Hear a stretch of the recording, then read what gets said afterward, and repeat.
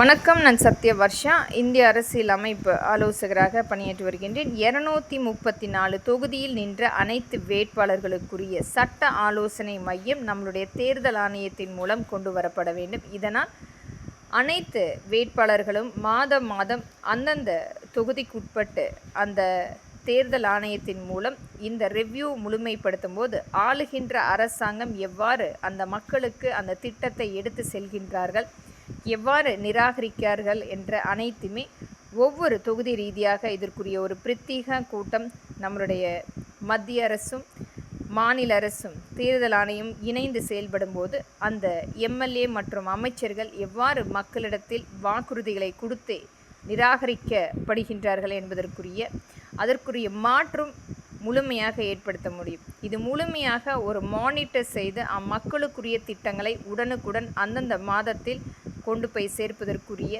சட்ட ரீதியாக அமைக்கப்படும்.